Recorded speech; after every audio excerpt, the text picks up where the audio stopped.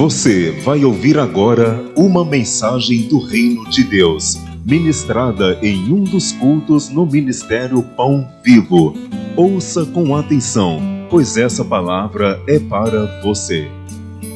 Então, 1 Coríntios capítulo 13, no versículo de número 1, o finalzinho do versículo 31, ele já faz parte do capítulo 13. Só que, por algum motivo, ele entrou no versículo 31. Então, vamos começar no versículo 31 do capítulo 12. 1 Coríntios 12, versículo 31, nós vamos entrar no capítulo 13, dizendo assim, olha: entretanto, procurai com zelo os melhores dons, e eu passo a mostrar-vos ainda um caminho sobremodo excelente. Ainda que eu fale a língua dos homens e dos anjos, se não tiver amor, serei como bronze que soa ou como símbolo que retine. Em algumas traduções está escrito assim: caridade no lugar de amor. Caridade. Mas é a mesma coisa. Ainda que eu tenha o dom de profetizar e conheça todos os mistérios e toda a ciência, ainda que eu tenha tamanha fé a ponto de transportar montes, se não tiver amor, nada serei. E ainda que eu distribua todos os meus bens entre os pobres, e ainda que entregue o meu próprio corpo para ser queimado, se não tiver amor, nada disso me aproveitará. O amor é paciente, é benigno, o amor não arde em ciúmes, não se ufana, não se ensoberbece, não se conduz inconvenientemente, não procura os seus interesses, não se exaspera, não se ressente do mal, não se alegra com a injustiça, mas regozija-se com a verdade. Tudo sofre, tudo crê, tudo espera, tudo suporta. O amor jamais acaba, mas havendo profecias, desaparecerão. Havendo línguas, cessarão. Havendo ciência, passará. Porque em parte conhecemos e em parte profetizamos. Quando, porém, vier o que é perfeito, então o que é em parte será aniquilado. Quando eu era menino, falava como menino, sentia como menino, pensava como menino. Quando cheguei a ser homem, desisti das coisas próprias de menino, porque agora vemos como em espelho obscuramente. Então veremos face a face. Agora conheço em parte, então conhecerei como também sou conhecido. Agora, pois, permanecem a fé, a esperança e o amor. Estes três, porém, o maior destes é o... Você crê que o maior sentimento, o maior dom é o amor? Você crê? Põe a mão assim na altura do coração. Pai querido e Deus amado, Deus bendito e todo-poderoso, meu Deus, não tem como abrir a tua palavra sem lembrar do teu amor. E é por isso, meu Deus, que pedimos aqui nessa noite, derrama o teu amor aqui neste lugar, sobre cada vida aqui presente, mas derrame o teu amor, meu Deus, em forma, meu Pai querido, de clareza, de entendimento, para que essa mensagem, meu Pai, além de nos ensinar, ela venha nos preencher o vazio da alma, que ela venha, meu Deus, nos amadurecer para fazer as coisas que agradam ao Senhor. Meu Deus, tira todo impedimento, toda barreira, que seja, meu Deus, física ou espiritual, que venha tentar impedir, meu Pai querido, o avanço do teu reino, o entendimento da tua palavra. Toma o teu lugar de honra aqui neste altar e fale com cada vida aqui presente, Pai, com cada pessoa que achou esse culto importante para a vida dela. Que o Senhor, meu Deus, esteja adentrando, meu Pai, em cada parte do nosso corpo, da nossa alma, do nosso espírito, e nos lapide, Pai. Nos transforme na imagem do teu Filho, para que o teu reino, meu Deus, seja glorificado aqui na terra, assim como é no céu, e que toda a honra, toda a glória seja dada a ti, em nome de Jesus, e que assim seja feito. Amém. E graças a Deus. Vamos aplaudir o nome do Senhor. Diga glória a Deus. E por favor, igreja, pode se assentar e preste bastante atenção, porque essa mensagem, ela, muitas das vezes, ela é tirada de um contexto, de uma exposição, como nós estamos fazendo em fidelidade à vontade e à palavra de Deus. Esses textos aqui de 1 Coríntios 13 são muito usados, por exemplo, em casamento. Talvez no seu casamento, ou você já foi num casamento, que a pessoa falou ali, olha, ainda que eu falasse a língua dos anjos, dos homens, sem amor eu nada seria. Mas por que Paulo ele está sanduichado por 2 capítulos que falam de dons?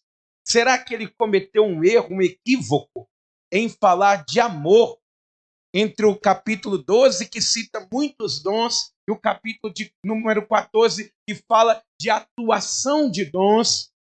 Por que Paulo ele está colocando isso, esse fato, essa necessidade exposta em meio àquela igreja? Primeiramente, nós temos que nos perguntar: o que é o amor, amado? O que é o amor? Algumas pessoas, elas relacionam o amor com emoção.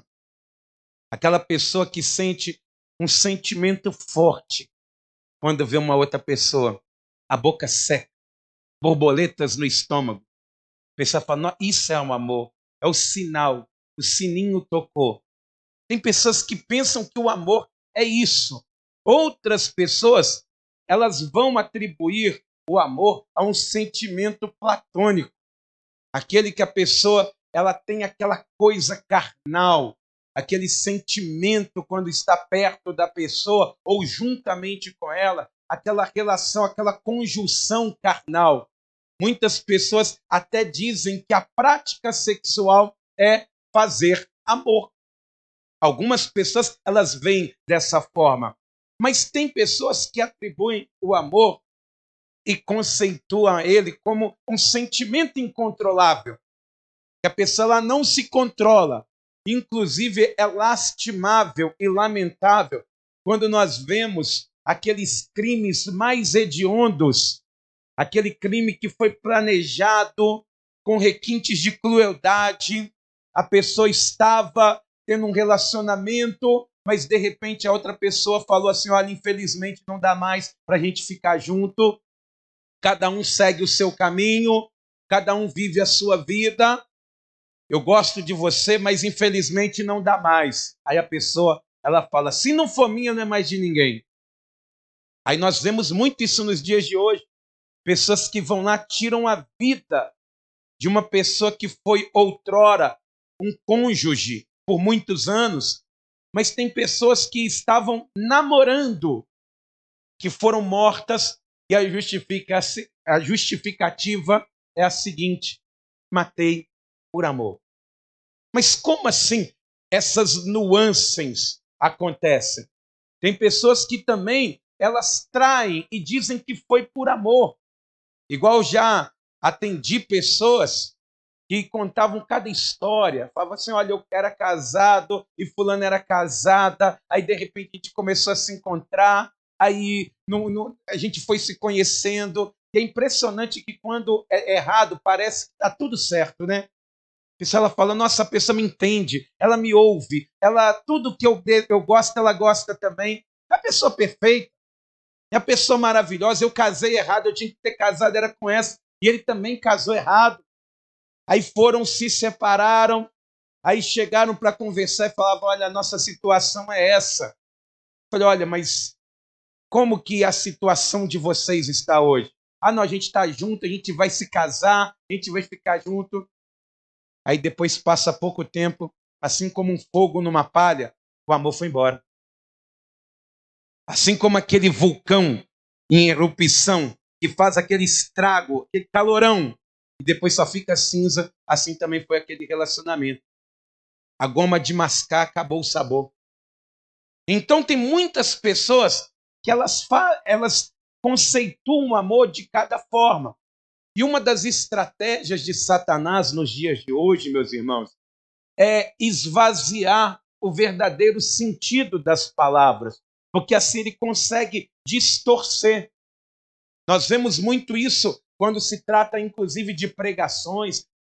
Muitas pessoas dizem, não é bem assim. Aí vão desvirtuando o conceito original de muitas palavras. E a palavra amor, ela foi esvaziada. O verdadeiro sentido da palavra amor, ele sofreu muitos ataques. E muitas vezes a pessoa, ela define o amor com coisas que desagradam a Deus. Igual nós vemos pessoas tendo um relacionamento com pessoas do mesmo sexo e dizem, não, aquilo ali é o amor. O amor não tem barreiras. Espera aí. Vão esvaziando o sentido da palavra para justificar o pecado. Não, o amor foi maior. Meus irmãos, não confundam os sentimentos. Não entrem na estratégia de Satanás que tira o real conceito da palavra amor para tentar justificar algumas coisas.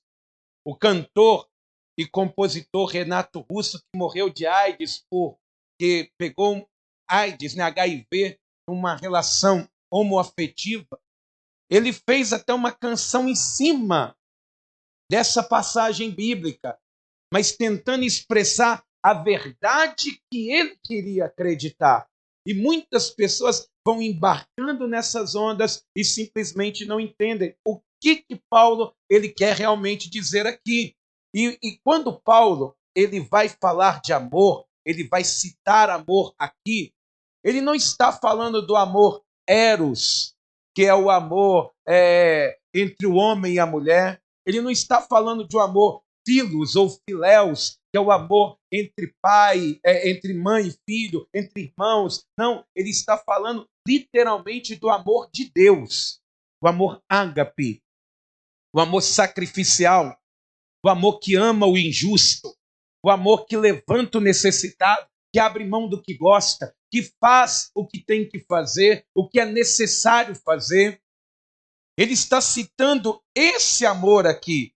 E esse capítulo 13, igual eu disse para você, ele está propositalmente colocado entre dois capítulos que falam de dons. E Paulo, ele vai deixar claro aqui o seguinte, porque quando nós vamos analisar as cartas de Paulo, quando ele vai escrever a carta de Efésios, a carta de Filipenses, de Tessalonicenses, de Colossenses, ele começa assim, no primeiro capítulo, o amor que vocês têm uns pelos outros é excelente. Só que a igreja de Corinto, ele não fala isso. Ele consegue elogiar aquela igreja pelos dons que ela tinha. Quer ver comigo? Vamos voltar, deixa marcado aí em 1 Coríntios capítulo 13, e vamos lá no capítulo de número 1, lá no versículo de número 7, versículo 6, diz assim, 1 Coríntios, capítulo 1, vamos ler um pouquinho mais, a partir do versículo 4 diz assim, sempre dou graças a meu Deus a vosso respeito, a propósito da sua graça que vos foi dada em Cristo Jesus, porque em tudo fostes enriquecidos nele, em toda a palavra, em todo o conhecimento, assim como o testemunho de Cristo tem sido confirmado em vós, de maneira que não vos falte nenhum dom, aguardando-vos a revelação de nosso Senhor Jesus Cristo. Olha só o que Paulo está fazendo, elogiando aquela igreja por não faltar nenhum dom. Só que aí que está o ponto de tensão. Se não tiver amor, e amor ágape, dentro de uma congregação, é um ponto muito vulnerável. É um ponto muito fraco, que o inimigo ele sempre vai encontrar jeito de estar desvirtuando, pervertendo a igreja. E Paulo ele está escrevendo esse capítulo não para falar de amor, para se pregar nas bodas de ouro de um casal, mas para condenar a carnalidade daquela igreja e confrontar a igreja de Corinto e mostrar para eles que a única forma para curar a carnalidade de uma igreja é o amor.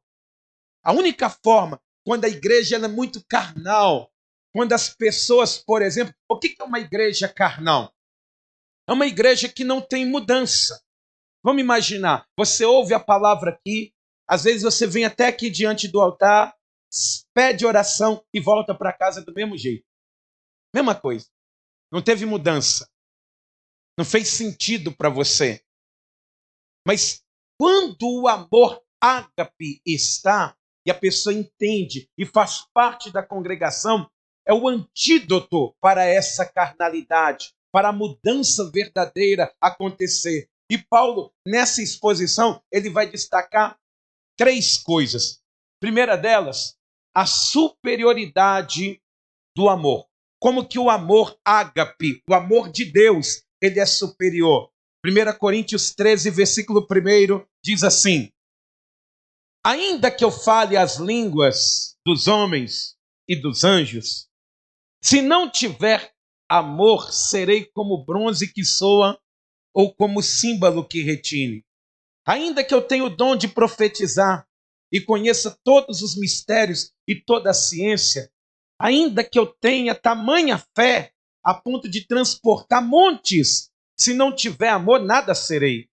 E ainda que eu distribua todos os meus bens entre os pobres, e ainda que entregue o meu próprio corpo para ser queimado, se não tiver o amor de Deus, nada disso me aproveitará. Preste atenção, a igreja de Corinto era uma igreja muito orgulhosa dos dons que tinha. Eles eram muito jactanciosos. Eles se julgavam, por exemplo, espirituais demais. Porque tinha profetas na congregação, tinha pessoas que falavam em línguas na congregação, tinham pessoas que tinham dons de fazer milagres dentro da igreja. Então, eles eram pessoas muito jactanciosas, eles se achavam melhores do que outras igrejas, outras pessoas. Então, eles agiam dessa forma. Só que Paulo está querendo dizer que você pode ter todos os dons. A igreja pode ter. Você pode falar em línguas. Você pode ter dons de curar. Você pode profetizar fielmente. Mas se você não tiver amor, não adianta de nada. Se o amor de Deus não estiver em você, não adiantaria de absolutamente nada. Ele está querendo mostrar que o amor é o melhor dos dons. E sem amor não adiantava. Diga para quem está do outro lado, sem o amor de Deus, não adianta de nada. E é por isso que eles agiam dessa forma. Uns com autoestima demais. Falando, não, eu tenho esse dom, eu sou uma pessoa espiritual demais, eu tenho vida com Deus. E quem não tinha? Autoestima baixa. Igual falei semana passada, a pessoa falava, eu não sou espiritual, porque eu não falo em línguas, eu não profetizo, eu nem faço parte dessa igreja. Por quê? Porque as pessoas, elas abraçavam os dons, mas ao invés de usar os dons da maneira correta, elas estavam usando os dons da maneira equivocada. Igual o que estava acontecendo naquela igreja? Os dons que foi dado ali, não estavam unindo eles, estava se separando. Por isso que aconteceu um partido dentro da igreja, dividiu a igreja em 4. Paulo, Apolo, Cefas e Jesus. Aqueles que tinham mais espiritualidade, falavam, não, eu sou de Jesus, só de Jesus. Não preciso de homem, não preciso de pastor, não preciso de ninguém. Aqueles que, por exemplo, não tinham condição de mudança de vida ainda tinha muita carnalidade. Não, prefiro Pedro. Meu pastor é Pedro. Pedro nem lá não foi, mas eles gostavam dele. Não, eu gosto de Apolo, porque Apolo ele fala mais pausadamente. Não, eu gosto de Paulo, porque Paulo é que fundou a igreja. Mas o que aconteceu? Os dons dividiu a igreja, ao invés de unir. E Paulo está querendo mostrar que a igreja ela pode ter dons. Imagina que a panelinha dos que falam em línguas, dos que são empresários, dos que não têm nada e dos que pensam que têm. divide a igreja. A única coisa, a igreja ela pode ter dons, mas se não tiver a argamassa do amor para unir tudo isso, do amor de Deus, a igreja racha, ela fica dividida, ela parte. Quem está entendendo isso, diga glória a Deus. Então, Paulo, ele vai mostrar uma coisa muito interessante aqui, ó. Olha, vamos analisar o final dos 3 primeiros versículos aqui. Versículo 1 vai dizer assim: se não tiver amor, serei como bronze que soa ou como símbolo que retine. Você sabe o que significa isso? O bronze que soa ou símbolo que retine? Eu vou mostrar, igual naquele contexto, amado, ali havia muitas religiões de mistério na igreja, na cidade de Corinto. Igual, por exemplo, havia cultos para o deus Dionísio e para a deusa Cibele, que era o instrumental que se anunciava aquele culto, era um símbolo chato, nojento, estressante, pem, pem, pem, pem, naquele latão de bronze, que soava aquele som estridente, que incomodava mais do que deixava pessoas felizes. Era como um latido de cachorro. Você está ali querendo dormir, o cachorro está latindo. Você vê que é estressante, é chato, aquele choro do neném que não é seu, tá? O choro do neném que não é seu, você não aguenta. Mas do seu, você vai aguentar. Mas já viu aquele choro agudo do neném? Ué, ué, ué, ué. É estressante. É complicado. Então, Paulo está querendo mostrar que assim como o símbolo retine somente incomodava, mas não agradava, não mudava, assim é uma pessoa que não tem o amor de Deus no coração. Ela pode ter dons, mas ela só vai incomodar os outros. Só vai incomodar. Não vai ter gente que pega e põe um louvor em casa até a tampa. Mas não tem amor no coração, não tem amor ao próximo. Que pode ir no hospital orar por pessoas, mas às vezes, quando vai demonstrar para as pessoas perto, ela não consegue demonstrar esse amor de Deus. Então, é como algo que só incomodasse as pessoas, mas não trazia paz. Então, a pessoa que não tem amor, ela pode falar variedade de línguas. Ele está dizendo, ainda que eu falasse a língua dos homens aqui, e até língua de anjos. Ele não está dizendo que falava, mas ele está usando um tom de ironia. Entenda isso. Não é um tom de justificação de dom. Ele está sendo um tanto quanto irônico aqui. Ainda que eu falasse a língua dos anjos e dos homens, se eu não tivesse amor de Deus no meu coração, não adiantaria de nada. Aí ele continua dizendo aqui, ó, olha o finalzinho do versículo 2. Ele vai dizer aqui, ó, aqueles dons, olha, dom de profetizar, dom da sabedoria, dom de ciência, dom da fé, a ponto de transportar montes. Se não tiver amor, nada serei. Ou seja, eu nada sou. Esses dons eram vistos como os maiorais.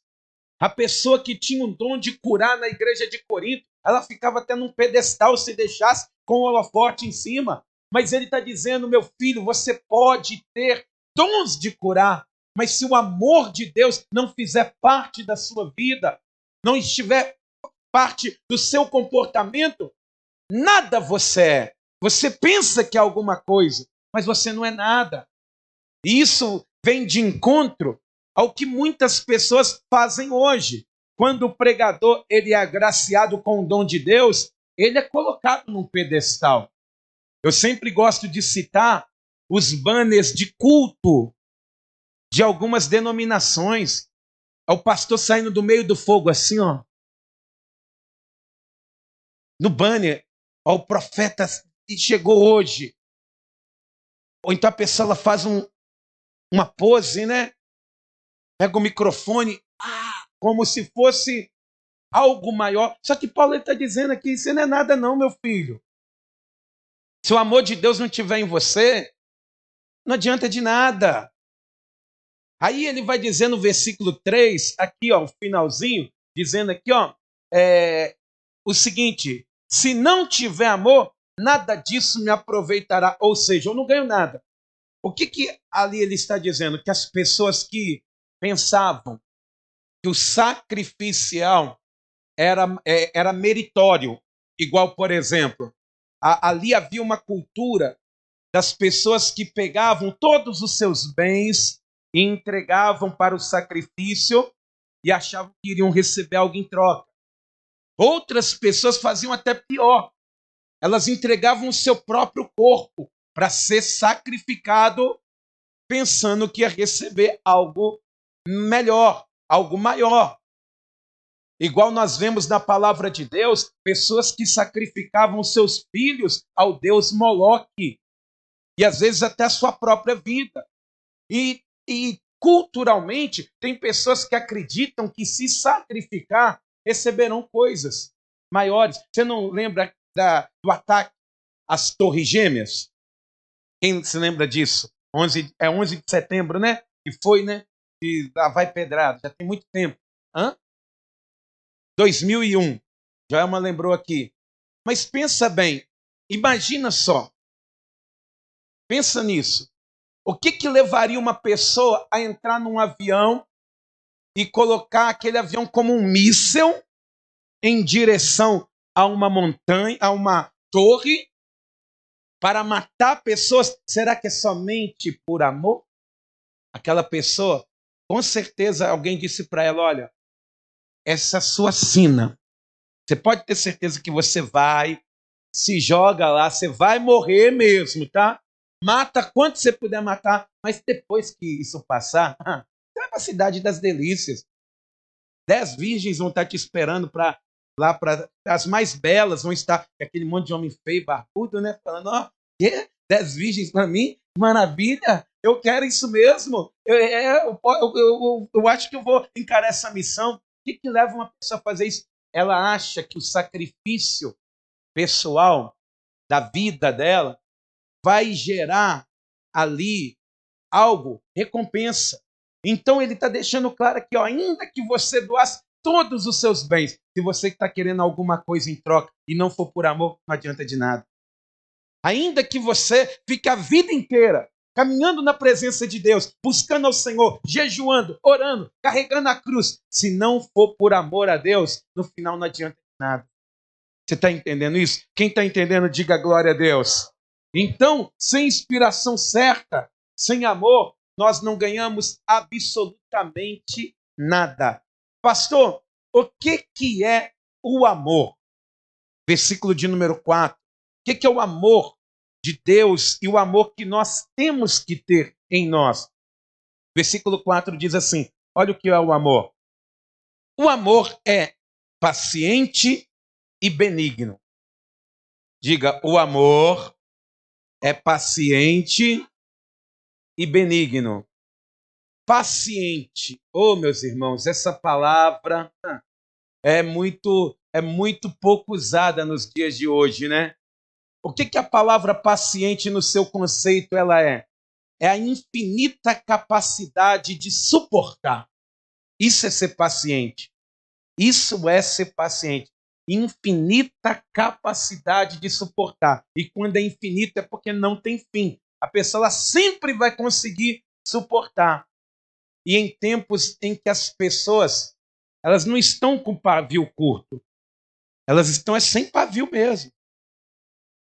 Elas não são um pavio, elas são um barril de pólvora que não se aquece nem com fogo, não, só com calor mesmo, a pessoa já pum, explode. A pessoa ela se perde, elas não conseguem suportar. Mas por que isso? Falta amor. O amor é a infinita capacidade de suportar. A mesma ideia da palavra longanimidade. Imagine uma borracha que você vai esticando, ela vai afinando, aí ela vai ficando aquela linhazinha, aí você estica um pouquinho mais, ela vai mais um pouquinho, aí você estica um pouquinho mais, ela fica com um fio de cabelo, aí você estica um pouco mais. É infinito. O amor é assim. Ele é dessa forma. E a palavra paciente no grego, elas são duas palavras que até são um pouco distintas. A primeira palavra é upomônia, que é amor por pessoas. E a outra é macrotimia, que é amor por coisas. Só que o amor que Deus está citando aqui é upomônia, que é amor por pessoas. Deus, ele quer não que a gente ame coisas.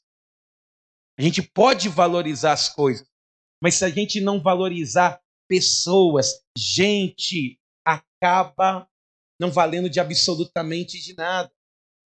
De que adianta para Deus, meus irmãos, uma igreja? Vamos imaginar que quem gostaria de ter uma boa casa? Levanta a mão aí. Levanta a mão se não quer ter uma boa casa. Não, ô pastor, eu quero morar num casebre, debaixo da ponte. Que assim seja, então. Quem gostaria de ter uma boa casa, levanta a mão, meus irmãos.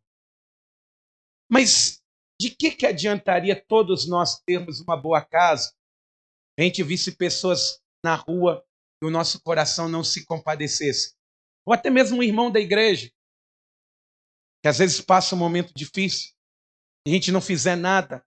Deus está querendo mostrar o seguinte, que o amor é paciente porque ele faz com que nós venhamos suportar e ainda por cima amar pessoas. E geralmente você nunca vai ver, por exemplo, essa caixa falando mal de você. Mas uma pessoa você pode ouvir falar.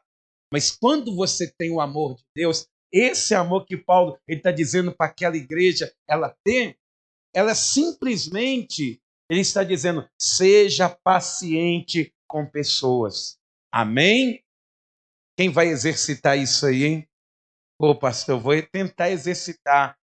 Começa por dentro da sua casa, por dentro do seu lar, com as pessoas à sua volta, no casamento, com os filhos. Você já percebeu que às vezes a gente age, pensa no amor da maneira errada?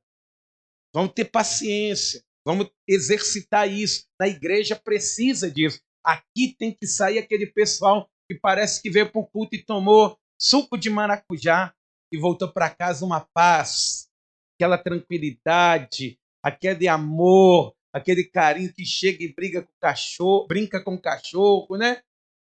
Já chega em casa e fala, não, pode deixar que as vasilhas da semana passada eu vou lavar hoje aqui mesmo. A igreja é assim, porque se não tiver, pensa bem, você sair do culto, chegar em casa, quebrando a casa, brigando, batendo nos filhos, chutando o cachorro que não tinha nada a ver,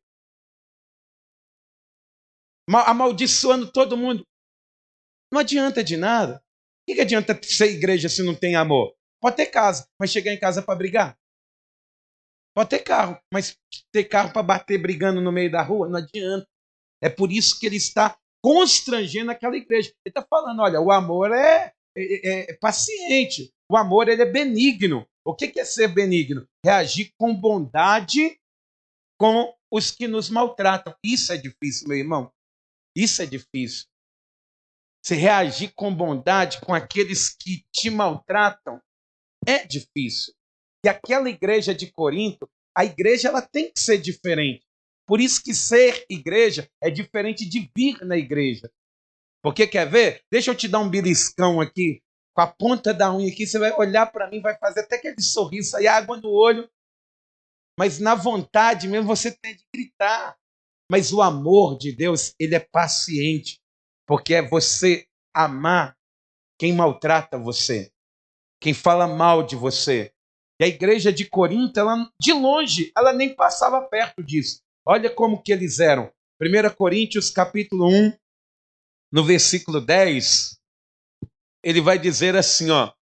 1 Coríntios capítulo 1, versículo 10. Por que ele está falando de amor ali? Olha como que a igreja era. Rogo-vos, irmãos, pelo nome de nosso Senhor Jesus Cristo, que faleis todos a mesma coisa, e que não haja entre vós divisões, antes sejais inteiramente unidos na mesma disposição mental e no mesmo parecer, pois a vosso respeito, meus irmãos, fui informado pelos da casa de Cloé de que há contendas entre vós. Aquela igreja era uma igreja que tinha contenda.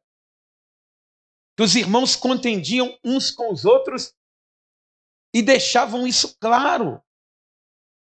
Que igreja era essa? E é por isso que Paulo está dizendo, não, o amor, ele é benigno.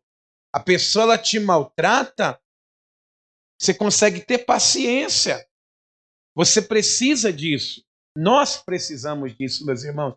Nós, a igreja que vai morar no céu, ela precisa disso. Porque não adianta ter dons, saber como que ele funciona, pular no Espírito, rodar no Espírito, falar pela palavra de Deus e estar com o coração igual duas espadas desembainhadas, a boca macia igual a manteiga, mas o coração escuro de tanta mágoa e ressentimento. Tem que ter amor. Amém? O que não é amor? O que não é o amor de Deus? Versículo de número 4. Vamos lá. 1 Coríntios, capítulo 13, versículo 4. Para você ver, ó, o que é amor, ele vai usar dois adjetivos, paciente e benigno. Mas olha só o que ele fala que não é amor. O amor não arde em ciúmes, não se ufana, não se ensoberbece, não se conduz inconvenientemente, não procura os seus interesses, não se exaspera, não se ressente do mal, não se alegra com a injustiça. Olha quantas coisas que o povo pensa que é amor, e Paulo está dizendo isso aqui não é amor.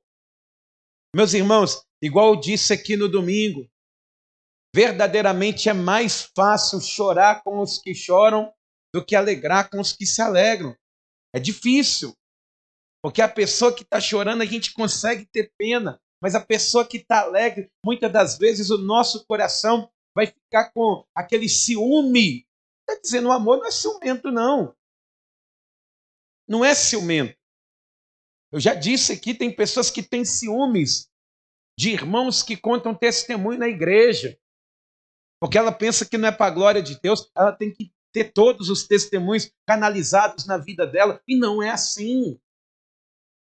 Você vê que aqui na igreja nós colhemos testemunhos quando uma pessoa pede para contar. Porque se eu falar assim, alguém tem um testemunho para contar, muita gente, todo mundo aqui eu garanto que vai querer contar testemunho. Mas tem muitas pessoas que não têm maturidade nem para ouvir testemunho. Por isso que ele está dizendo, o amor não é ciumento não, gente. Não é ciumento. O amor, ele não é jactancioso, não é soberba. Ah, eu tenho, eu consegui, eu sou e você não é. Eu faço e você não faz. Não é isso. Igreja não é assim. Mas a igreja de Corinto era dessa forma. Eles tinham essa soberba. Eles tinham essa segregação ali dentro. Eles eram cheios de ego. E o amor, meus irmãos, ele não é egocentralizado. O amor é outro centralizado.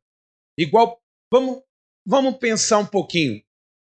Quando que começa as contendas dentro de casa? É quando cada um está correndo atrás do seu interesse. Aí eu fiz ontem, você tem que fazer hoje. Nunca você vai ver briga se alguém lutar pelo interesse do outro. Não é o meu interesse, você não precisa defender. Todo mundo, quando começa a se defender, aí eu fiz isso, aí eu fiz aquilo, eu saí com o cachorro ontem, eu fiz isso aqui, eu paguei. As brigas acontecem quando cada um está defendendo o seu, só que o amor é o outro centralizado. É quando você começa a olhar e valorizar o que o outro faz. Só quem ama que consegue ver desse jeito. Só quem o amor de Deus se faz presente na vida dele. A partir do momento, enquanto a pessoa ela sempre olhar para o lado dela, o amor de Deus ainda não faz parte. Esse amor que Paulo está dizendo, ele não faz parte da vida da pessoa. É o amor que Jesus tinha. Ele veio, lutou, morreu por pecadores, fez tudo o que tinha que fazer, as pessoas xingando, brigando, ele suportando com longanimidade. Não falando, eu fiz, eu morri na cruz. Não. Tudo anônimo. Isso é amor, meus irmãos.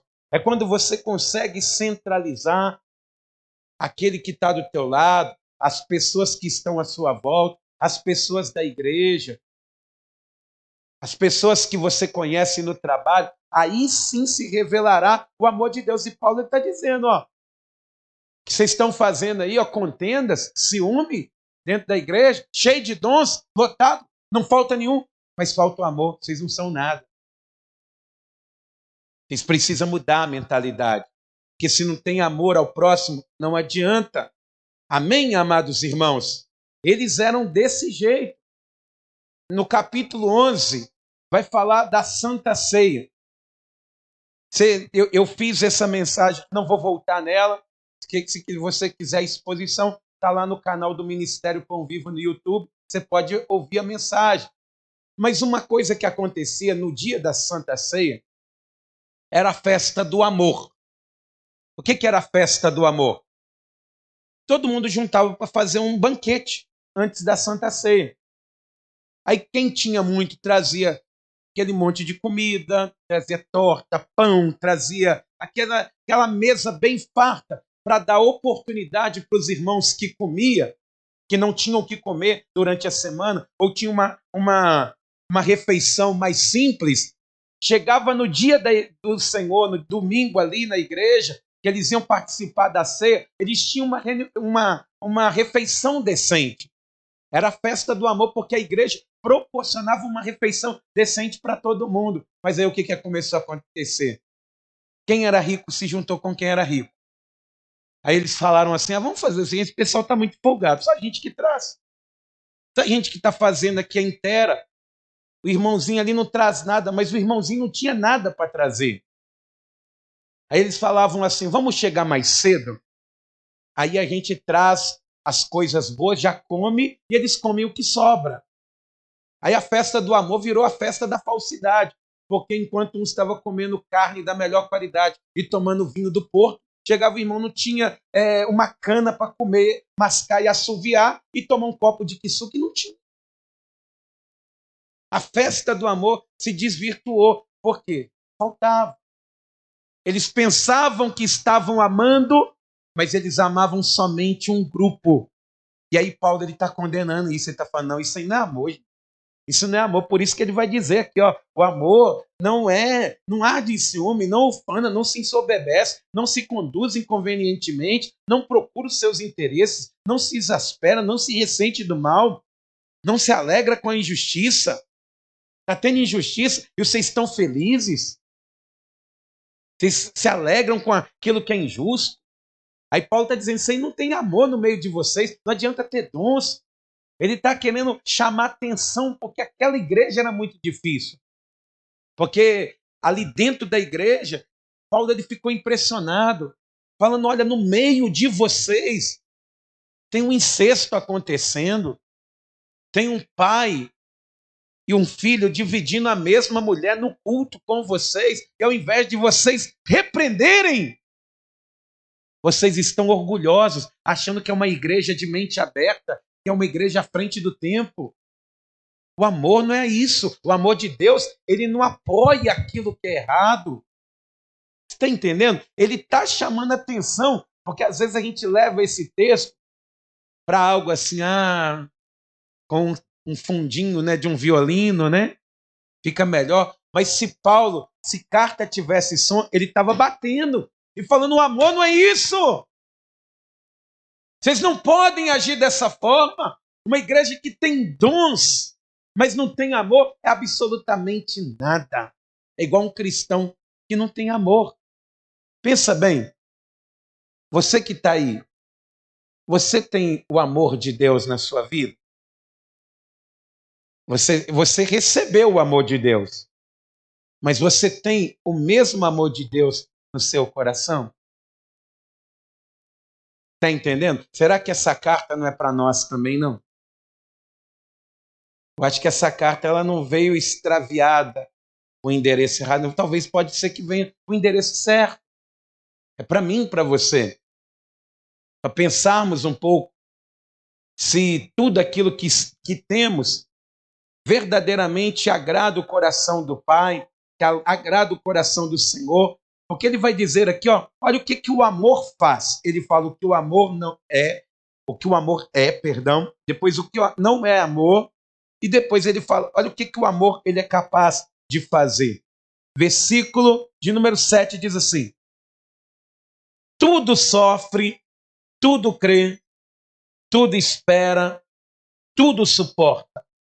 O amor jamais acaba, mas havendo profecias, desaparecerão, havendo línguas cessarão, havendo ciência passará, porque em parte conhecemos e em parte profetizamos.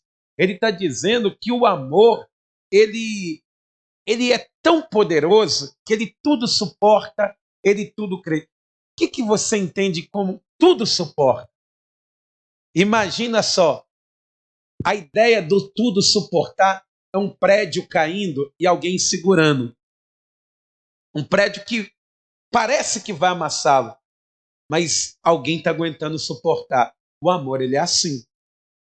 É você fazer o que não gostaria para agradar aqueles que estão à sua volta. Isso demonstra o amor de Deus. Mas o que aconteceu com a igreja de Corinto? Ao contrário. Tinha irmão levando o outro na justiça. Aí Paulo ele fala, por que você não sofre o dano? Por que você não abre mão disso? Você está levando suas querelas para a rua, para o povo da rua julgar. Sei que nós temos um irmão lá na igreja que é terrível. Terrível. Não paga ninguém. Se não paga, tem que pagar, viu?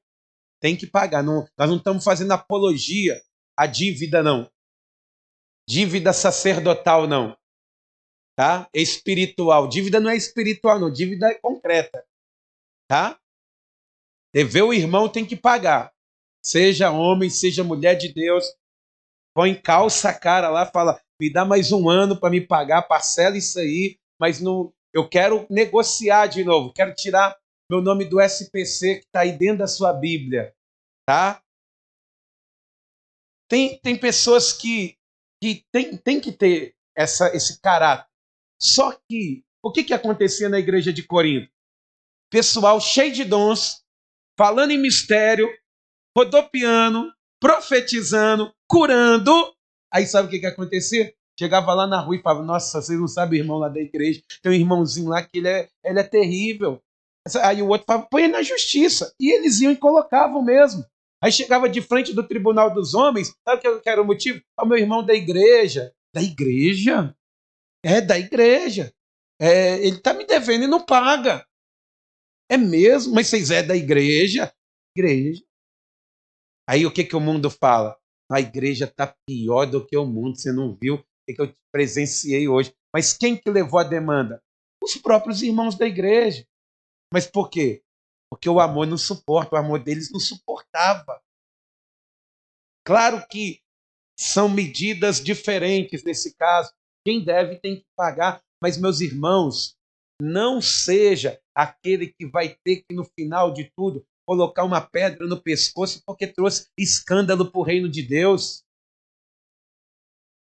Sofre o dano. Por isso que ele está dizendo, falta amor. Aí, o amor ele faz isso aqui, O amor tudo sofre, tudo crê, tudo espera e tudo suporta. Quem tem o amor de Deus, você vê que quantas vezes você falou, pastor, eu não estou suportando, eu não estou aguentando, mas tem um amor de Deus aí, todo dia você está de pé, você levanta, você vai trabalhar, você dá glória a Deus, você ora, você chora, você xinga, mas quando assusta você está com as mãos erguidas ao céu, falando com o Senhor, porque o amor ele é assim, ele faz você ir mais além, amém? E aí ele continua dizendo aqui, porque em parte conhecemos e em parte profetizamos. Mas quando, porém, vier o que é perfeito, então o que em parte será aniquilado.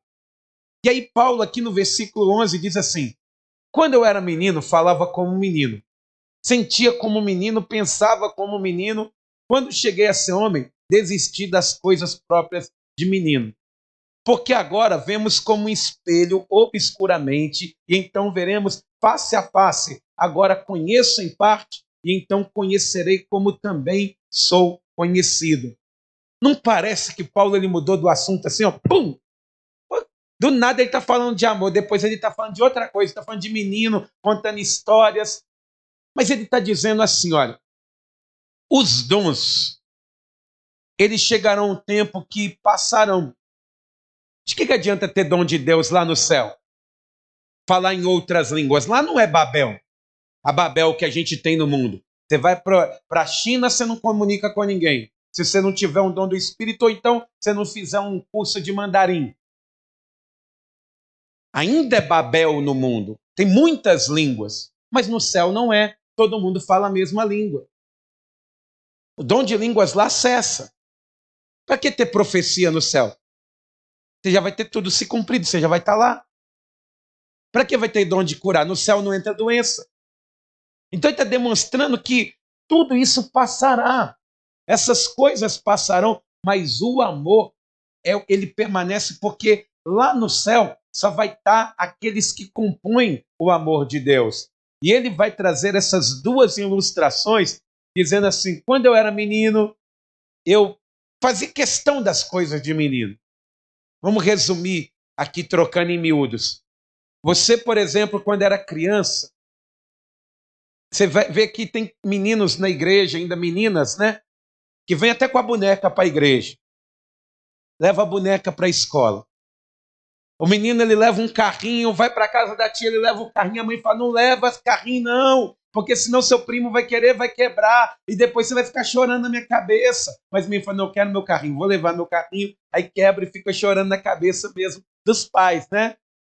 Mas por quê? Porque o menino, a criança, ela não abre mão daquilo que ela acha que ela precisa, que ela pensa que ela precisa. Mas já pensou, eu, aqui com vocês, pegasse um carrinho aqui, estou pregando e estou com um carrinho aqui assim, vrum, vrum. Não ia ficar um pouco esquisito? Esse pastor, ou ele é doido, ou ele não cresceu ainda. Só que chega um momento na vida do cristão que o amor de Deus, ele vem, que a pessoa ela deixa de lado aquilo que ela pensa que precisa, para ter aquilo que ela realmente precisa, para viver aquilo que ela realmente precisa. Chega um momento que a pessoa ela deixa de ser egoísta como uma criança que fala que o brinquedo é dela, para ser um homem de Deus que tem o amor de Deus para dar ao próximo que precisa. Amém? Ele está dizendo, olha, porque por um momento nós olhamos por um espelho. Às vezes nós olhamos para um espelho não querendo ver somente a nossa aparência. Se está tudo no lugar, se está tudo certinho, se a sobrancelha não está ali, né, arrupiada. Mas, às vezes você pega e fica olhando no espelho e dizendo assim, quem é você, hein? Quem é você? Por que você faz tanta besteira? Por que você faz tanta asneira na vida? Só que ele está dizendo que hoje nós olhamos para a vida assim, mas no versículo de número 12 ele está dizendo aqui, ó, então veremos face a face, agora eu conheço em parte, e então conhecerei como eu também sou conhecido. Ou seja, lá no céu, você vai verdadeiramente saber como Deus te conhece. O que Deus ele viu em nós, hein? Que a gente não entende hoje. Lá no céu, essa resposta vai ser dada. O que Deus viu em você? O que Deus ele achou de tão importante em você? Hoje nós olhamos como se tivesse tudo nublado, mas vai chegar um momento que nós vamos compreender a vontade do Deus Todo-Poderoso. Amém? E finalizando, concluindo o versículo 13, diz assim, agora, pois, permanecem a fé, a esperança e o amor. Parece que são sentimentos, expectativas, mas ele está dizendo aqui acerca de dons que permanecem. Fé. Tem pessoas que têm o dom, a igreja precisa disso, de despertar a fé. De pegar o irmão, descer e falar, minha irmã, levanta daí, ó, está muito emburrada, levanta aí, levanta aí. Aí a irmã começa a já rir. Aí fala com outro irmão, meu irmão. Aí só de falar o pessoal já começa a sorrir. Por que você está sorrindo? Não falei seu nome. Mas desperta a fé. Aquela pessoa está moada, está caída, está cabisbaixa. Vem alguém do nada e fala, não, vamos caminhar, vamos levantar. Pode parar com isso. Aí a pessoa ela fala, é verdade, eu tenho que ir, eu tenho que romper. Às vezes é melhor você despertar fé nas pessoas do que até falar em outras línguas no momento do culto. Porque isso passará. Mas a fé que leva pessoas para um lugar permanente, esperança. Tem pessoas que geram esperança no coração das pessoas. Você já conversou com pessoas que sempre vê o lado bom das coisas? A casa caiu. Ah, meus bens, meu irmão, mas você não morreu. Você está aqui fora, olha só, que bênção. Você pode reconquistar tudo de novo. É mesmo. Oh, que maravilha. Dias melhores virão. Eu peguei, fui traída, meu Deus, que choro. Aí chega alguém e fala assim, não, mas pensa bem, melhor descobrir agora do que depois lá na frente. Já pensou? Você está nova, está bonita, você está saudável, você está com saúde, você pode reconquistar, reconstruir. Eu perdi o emprego, eu fui mandado embora. Que maravilha, mas você tem um dom maravilhoso, você pode começar a sua própria empresa, seu próprio negócio. Tem gente que tem o dom de despertar esperança. A igreja precisa disso. De pessoas que aqui hoje queiram gerar esperança ao coração de outras pessoas. Pastor, a vida está difícil demais. Mas, meus irmãos, sabe o que o povo fazia? Quando estava difícil um dia, eles oravam para amanhecer.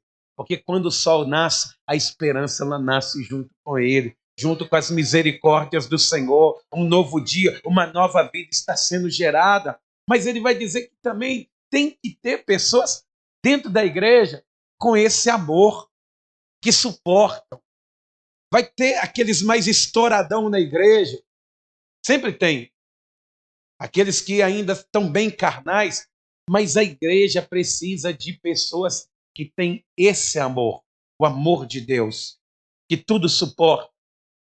Que, olha, e eu vou falar com você, o pastor é uma das pessoas que tem que ter amor, os obreiros têm que ter amor, os membros têm que ter amor, porque às vezes nós vamos passar muito por isso, sermos provados. Às vezes vão ter pessoas que vão, ao invés de nos ajudarem, nos fortalecerem, elas simplesmente vão deixar as coisas não fluírem. Você está entendendo isso? Diga para quem está do teu lado, Deus é contigo.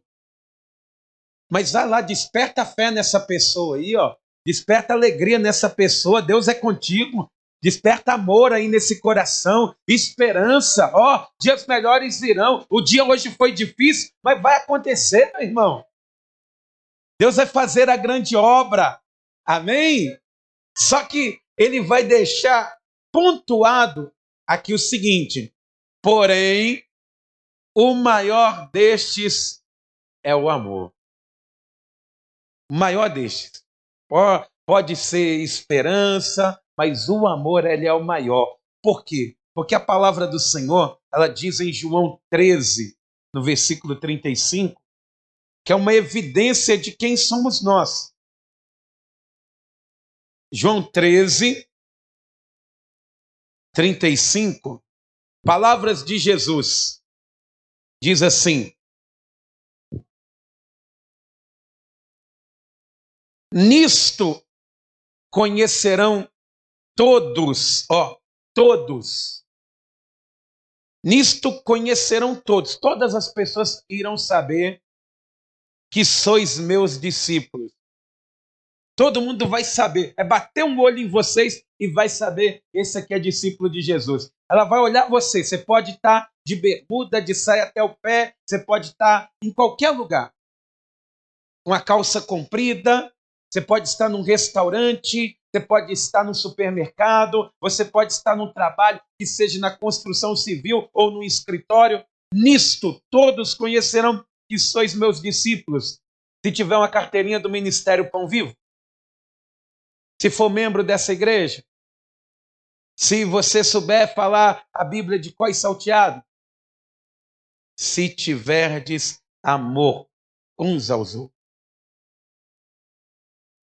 Isso faz toda a diferença na vida de um cristão. Você já parou para perceber José, ele era um hebreu. E ele vai ser vendido para o Egito. Ele vai chegar ali, vai ser o pioneiro, a primícia do Senhor naquela terra. E o idioma hebreu e o egípcio é totalmente diferente, meus irmãos. E ele chega como escravo ali. Entre tantos escravos que tinha naquela terra, diz a palavra do Senhor que José, ele se destacou tanto que ele foi colocado como o mordomo da casa de um homem chamado Potifar. Como que José ele conseguiu isso? Sem saber falar o idioma. Como? É um mistério, né? Mas não é tão misterioso assim, não. O amor de Deus, ele abre portas, meus irmãos. Quando uma pessoa, por exemplo, ela não precisa falar a mesma língua de alguém para fazer bem para essa pessoa. Você pode ir lá no Japão. Se você vê uma mulher carregando uma sacola pesada e você se oferecer para ajudar, a pessoa ela vai deixar você ajudar. O amor ele não tem língua. O amor é atitude, é prática. Igual, por exemplo, se você, ainda que não conheça ninguém numa empresa, se você fizer a sua parte, Deus, ele sempre honrará aqueles que fazem a vontade dele. Você está entendendo? E ele vai dizer, ó, qual que é o maior mandamento, segundo Jesus? Ele vai dizer, ó, qual que é o maior mandamento, mestre? Amar a Deus sobre todas as coisas e ao próximo como a ti mesmo. Está vendo? A Bíblia diz que Deus é o quê? Deus é amor. Então, meus irmãos, que Deus ele nos dê, que recaia sobre nós esse amor nessa congregação. Já pensou? Se nós formos conhecidos pelo amor que nós temos, pela palavra, o amor que nós temos pela vida uns dos outros, pelas pessoas que estão lá fora, imagina só como que Deus não nos abençoará. Amém? Então, vamos aplaudir o nome do Senhor.